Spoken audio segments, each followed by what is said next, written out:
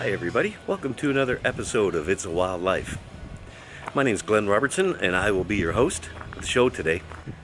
In today's episode, we're going to be dealing with a rather large bat problem in my hometown of Orillia, Ontario here in Canada, and the home has been sold, and so the real estate and the home inspector have found the mess of bat droppings up in the attic.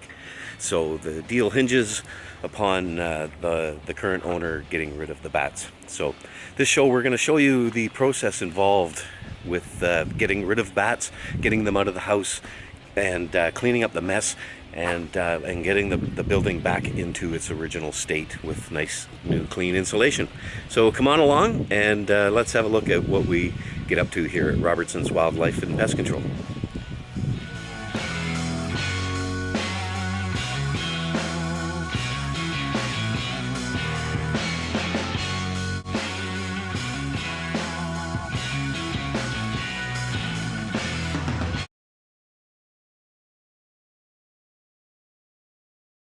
Here in Orillia, we are at a bat inspection of a property is sold here in town, and the whole deal is pending on the bat removal and clean out. So yeah, we're gonna go in and do an inspection. We will film some of this, and we'll go through this whole process of bat removal and what it takes to do it. I'm with my staff, Sean, who's here with me, and we're going to go in and have a look in the attic and see how much mess there is and what we're going to have to do to clean it up. All right, let's see what we get up to. So this is what we found upon entering the attic. The top layer of insulation was covered with bat guano. The droppings were in some places 5 or 6 inches thick. This is a sure sign that this is a little brown bat colony. This would be a group of females using this attic as their nursery to raise their young. Another interesting fact with bats is the females will mate in September, and she will mate with multiple males over the course of a few weeks in the fall. Her body will store the sperm over the wintertime. She will go in, fly back to her cave with all the rest of the girls in the colonies. These colonies that we find are all female bats, and we call it a nursery, bat nursery, because this is their purpose. They come back, they have their babies in the attic, they raise their young, and then they proceed to start over again, mate, and then return to the cave. A very interesting fact about these bats when they wake up from hibernation in the springtime is when her egg will be fertilized by the sperm. So she stores it all winter long inside her body, and it does not fertilize the egg until the springtime. So 60 days after that, she's having a baby up in somebody's attic. So very interesting animal.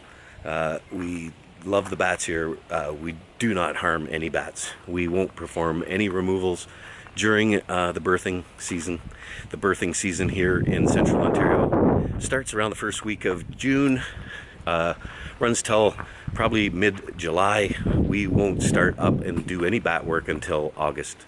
So we only have a very short window to remove the bats up until the end of May, and then we start up again in mid-August. So once we've done the inspection and got the go-ahead to complete the job, the first step is to install our one-way valves over the openings that the bats are using to get in and out of this house.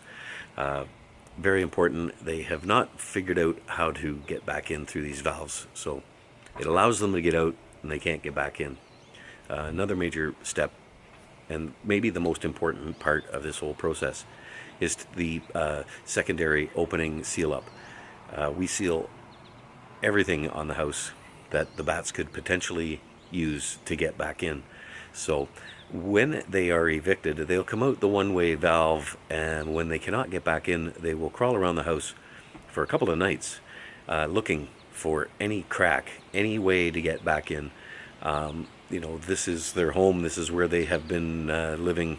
This is their summer home for a number of years, and we can tell by the amount of droppings that they have been in here for quite a number of years. So the bats are going to make every effort. We do have the advantage that the bats cannot chew. Their teeth are not designed like a squirrel's or any other rodent. They're not a rodent. They are a mammal, and their teeth are designed to catch and chew bugs. So we have that advantage with the bat. You can put a bat in a paper bag and he cannot get out of it. They just do not have any ability at all to chew. So this is a prime example of a bat opening on this house. Between the fascia board and the roof, there is a rather large gap, and you can see it is clear of cobwebs. Clearly something has been going in and out of here.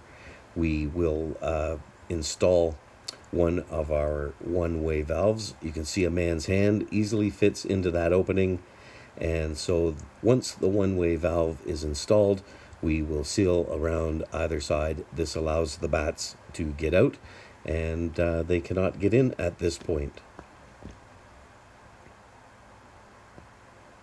When you see what looks like mouse poop stuck to the side like this, is a sure sign there is a bat opening nearby. The droppings accumulate under the bat openings. You can see here my staff has found a hole in the brick. Again, clearly no cobwebs in it, and quite possibly an entrance point for the bats. So we'll go up there and we'll install one of our one-way valves on this opening. We do not want to seal any bats in, and take extreme caution to not harm any bats during our removal.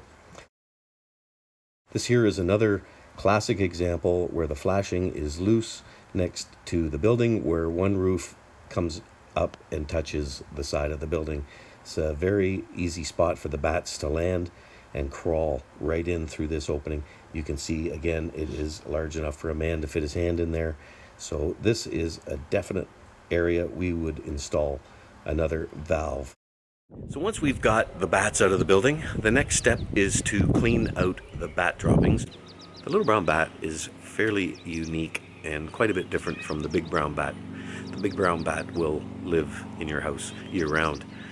He does not migrate away, whereas the little brown bat will spend its winter in a cave, and in the springtime they'll fly back, much like a robin does, and come back to where they spend their summer. Might be your house or your attic, and so they'll spend the summer there. They raise their baby, and then come fall, the babies are big and independent and flying on their own. The female babies will join the colony, so these colonies can grow to be rather large. The bats went through a real hard spell here in the last number of years. There was a disease called white nose syndrome that almost made the little brown bat extinct. They were catching it in the cave, and they were dying. They were waking up in the middle of the winter, and they were exhausting all their energy, and they wouldn't go back to sleep for hibernation, and so they were dying basically in the caves over the winter. So millions and millions of little brown bats died. This group we have here is a very small pocket of survivors. We estimate maybe 80 to 100 bats in this attic that we are evicting. The white nose syndrome is now, it seems to have peaked, and the bats are making a slow recovery. But this is Mother Nature's way of controlling populations of animals, and there's nothing anyone really seems to be able to do about it. So once the bats are gone, the next step is to get up into the attic and clean up the mess. We have a 15 horsepower gas-powered vacuum, and it sits outside the house and collects all the waste into bags outside. So all we need to take into the house is a hose. My technician will climb up into the attic and suck all the insulation out of the attic that way.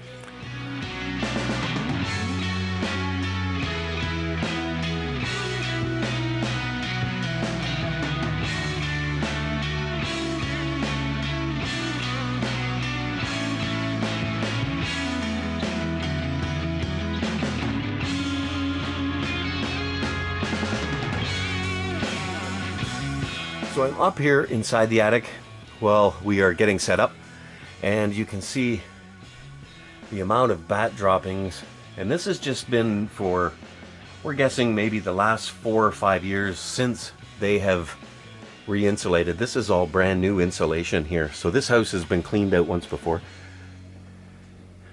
You can see the bats. They hang up here all along the at the peak inside and around the chimney down there. Sorry, the camera's crooked, but yeah. So you get a row of bat droppings down the middle of the building. We estimated at least 100 bats in here. The neighbors counted. They said they counted 80 one night coming out.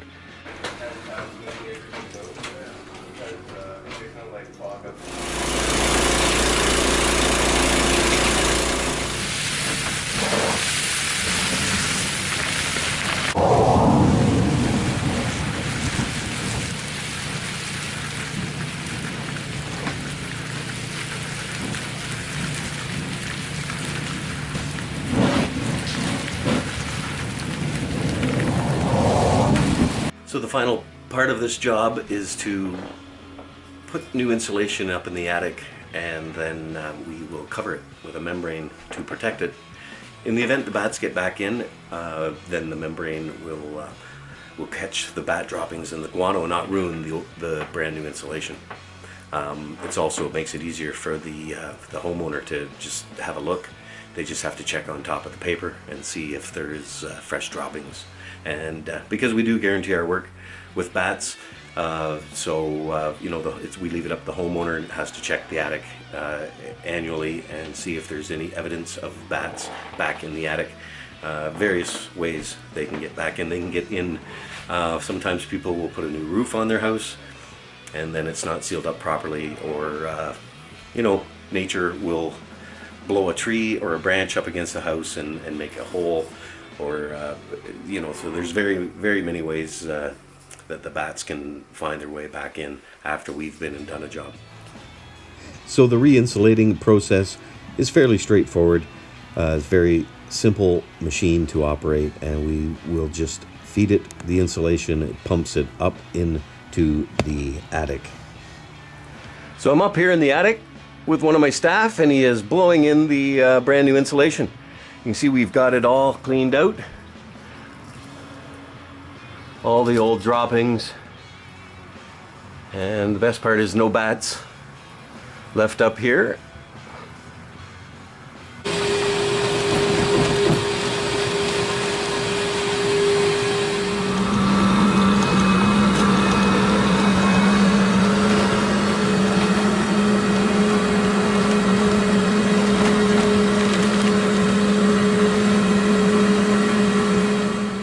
So once the attic is re-insulated, we'll put this membrane on top where the bulk of the droppings were located to protect the insulation should the bats get back in the future.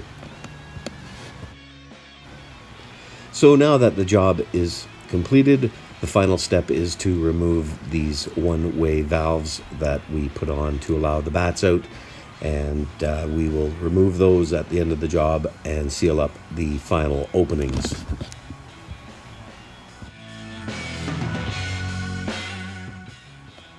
At this point, we offer our customers a 2-year guarantee for all our bat removal. The building is now sealed up tight, and there will be no more bats getting into this house. Thanks a lot for watching, everybody. We appreciate you taking the time to sit through the video. Hope you enjoyed it. Hope you enjoyed seeing the process of removing bats and cleaning up the mess that they leave behind. We would appreciate you taking the time to subscribe to our channel, and we will keep making these videos, bringing you along on our day-to-day operations here at Robertson's Wildlife and Pest Control. We have a lot of fun. We really never know what each day is going to bring here, so who knows what we'll get up to. But yeah, come on along for the journey. Thanks again for checking us out. Okay, take care, everybody. See you later.